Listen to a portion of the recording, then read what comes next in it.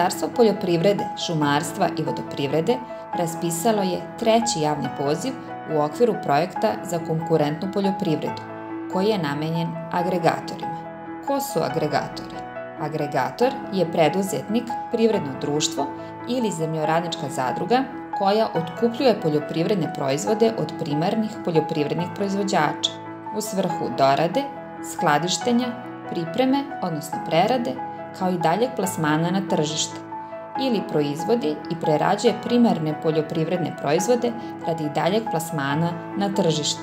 Ovim pozivom obuhvaćeni su sledeći sektori: sektor prerade voća i povrća, sektor prerade mleka, sektor prerade mesa, sektor proizvodnje vina, sektor prerade pčelinjih proizvoda, sektor prerade ostalih useva. Iznos bespovratnih sredstava koji agregatori mogu ostvariti iznosi 50%, a ukupna vrednost investicije može biti od 25.000 do 400.000 evra. Startno ulaganje iznosi 10%, dok će 40% vrednosti investicije biti pokriveno iz kredita, zašto je neophodno pripremiti biznis plan i priložiti pismo o namerama banke da odobri investicioni kredit.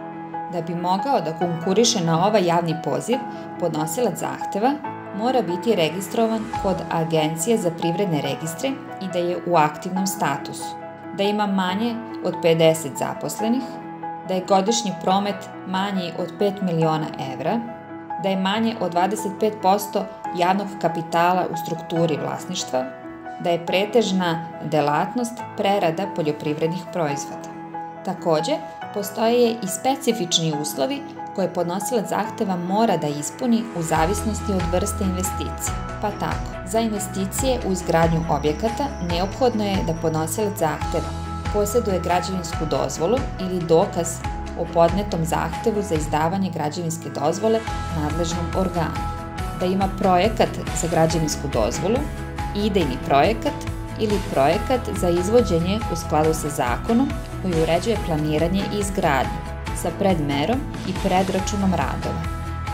Ako se radi o investiciji nabavke opreme, mora posjedovati upotrebnu dozvolu ili dokaz o upisu u centralni registar objekata u skladu sa zakonom koji uređuje bezbednost hrane. Podnošenje zahteva možete izvršiti samostalno ili preko neke od konsultantskih agencija koje pružaju usluge izrade projekata i biznis plana. I ovaj trošak je prihvatljiv trošak i 50% konsultantskih troškova se takođe subvencioniše. Takođe, do 10% od ukupne vrednosti projekta moguće je opredeliti za plaćanje ljudskih resursa neophodnih tokom realizacije projekta.